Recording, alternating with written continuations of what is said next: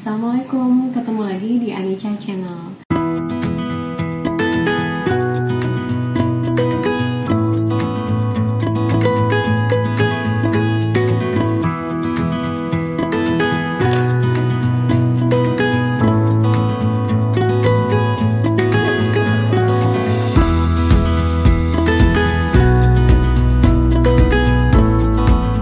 Di videoku kali ini, aku akan share pengalaman kelahiran kembar saat pandemi. Seperti apa ceritanya? Tonton terus videoku sampai akhir dan jangan lupa di subscribe. Cerita awalnya, Mams, di 35 minggu perutku tuh udah kerasa sakit, udah nyeri, kram, tegang. Besoknya langsung pengecekan ke dokter. Dokter di USG di sini, dan ternyata si janin itu sudah berada di bawah. Dan saat USG pun di situ aku pada saat baring tuh udah sakit banget ya, Moms. Udah nggak bisa baring karena tegang perutnya. Dan dokter nyaranin sih untuk cek detak jantung bayi dan cek kontraksi. Di situ aku dikasih alat yang ditaruh di perut yang namanya CTG. CTG alias kardiotografi adalah alat yang digunakan untuk memantau aktivitas dan denyut jantung janin, serta kontraksi rahim saat bayi berada di dalam kandungan. Melalui pemeriksaan ini, dokter dapat mengevaluasi apakah kondisi janin sehat sebelum dan selama persalinan. CTG juga akan dilakukan secara berkala apabila moms memiliki beberapa kondisi tertentu. Misalnya sering demam, hamil janin kembar, ada masalah pada cairan ketuban, atau pergerakan janin tidak teratur. Kenapa harus CTG, Mams? Karena aku hamilnya kembar.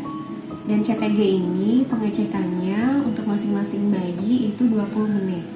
Jadi totalnya sekitar 40 menit aku dicek ya, Mams. CTG ini pun nanti hasilnya berupa grafik. Nanti grafiknya dicek oleh dokter, dibaca hasilnya apakah memang ini tuh kontraksi atau kontraksi palsu. Dan hasil aku tuh memang menyatakan kontraksinya intens, dan dokter tuh harus nyaranin aku untuk pengecekan langsung ke rumah sakit. Ini ya, Moms, aku kasih lihat juga foto-foto aku pada saat di CTG.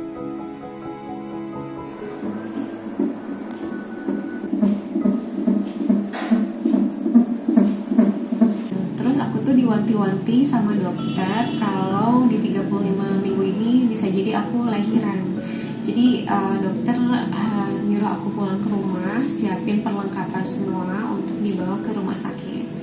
Nah, dokter pun bilang karena di sini masih di 35 minggu harus siap-siap cari rumah sakit yang ada NICU-nya. NICU atau Neonatal Intensive Care Unit adalah ruang perawatan intensif di rumah sakit yang disediakan khusus untuk bayi baru lahir yang mengalami gangguan kesehatan. Nah, alasan bayi kenapa harus masuk ke ruang NICU yaitu karena bayi itu perlu bantuan medis untuk makan, bernafas, melawan infeksi, dan bayinya itu biar tetap hangat, jadi harus masuk ke ruang NICU. Karena jaga-jaga ya, Moms, karena aku takut ini itu lahiran, jadi langsunglah aku bawa perlengkapan persalinan semuanya ke rumah sakit. Nah, pada saat itu juga masih awal mau bulan puasa di bulan Mei, dan di Bandung tuh baru mau mulai PSBB, jadi sebagian jalan itu udah ditutup. Jadi aku dari sore itu nyari-nyari rumah sakit. Dari rumah sakit yang ada NICU-nya, pertama itu aku pengennya sih lahiran di RSKIA, tapi pada saat kesana di RSKIA itu NICU-nya penuh. Langsung aku cari alternatif lain ke rumah sakit seperti Immanuel, Lini Jati, Santosa, semua udah aku telepon dan aku datengin, dan itu nggak tersedia. Panik ya, Mams. Langsunglah aku malamnya jam 11 itu masuk ke UGD Al Islam Bandung. Di Al Islam, di situ aku dicek dan ternyata memang udah pembukaan 1.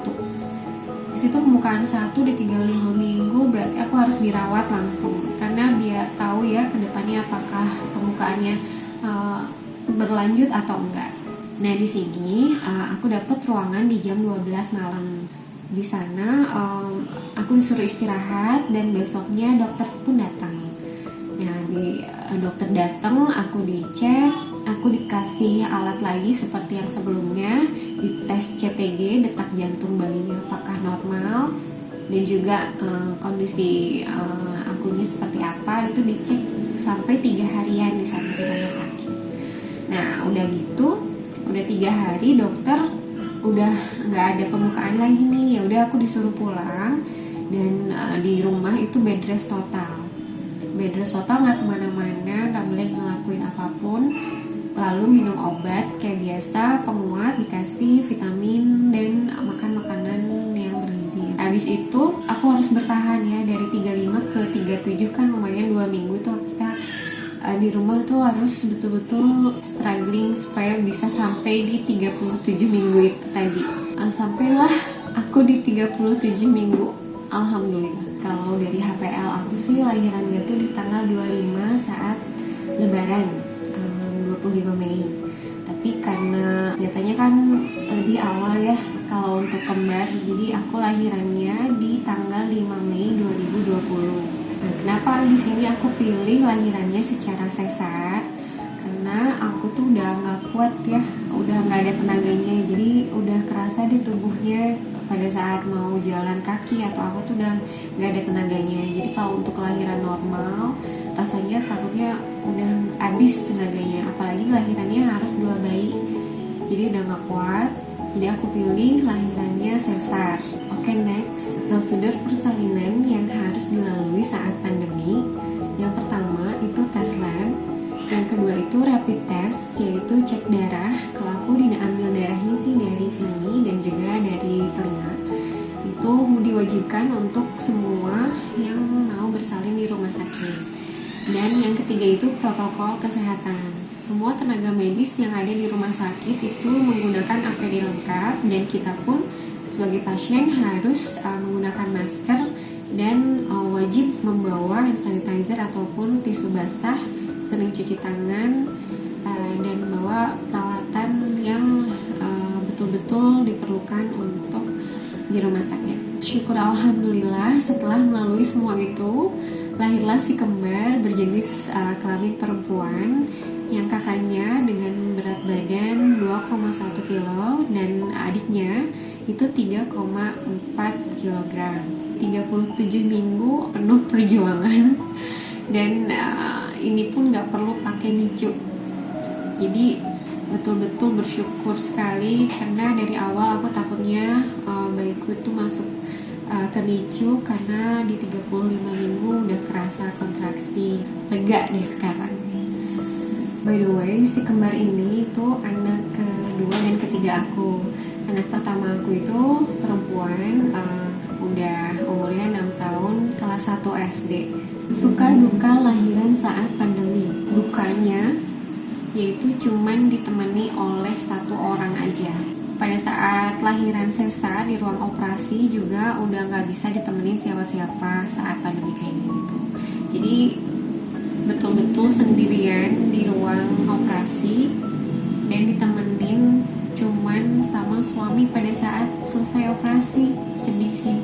Untuk sukanya, ruangannya lebih steril, gak banyak orang datang, karena di masa pandemi kayak gini kita takutkan kalau banyak orang yang datang untuk nengok. Jadi itu sukanya. Nah, itu ya moms, sharing aku tentang pengalaman lahiran di era COVID-19 seperti ini. Semoga menggambarkan sedikitnya buat moms yang mau lahiran di rumah sakit. Jadi tetap patuhi selalu protokol kesehatan, jangan lupa selalu berdoa, tetap sehat-sehat ya moms. Terima kasih sudah nonton videoku sampai akhir. Kalau suka videonya jangan lupa di like, comment, share, dan subscribe. Sampai jumpa di videoku selanjutnya. Terima kasih. Assalamualaikum.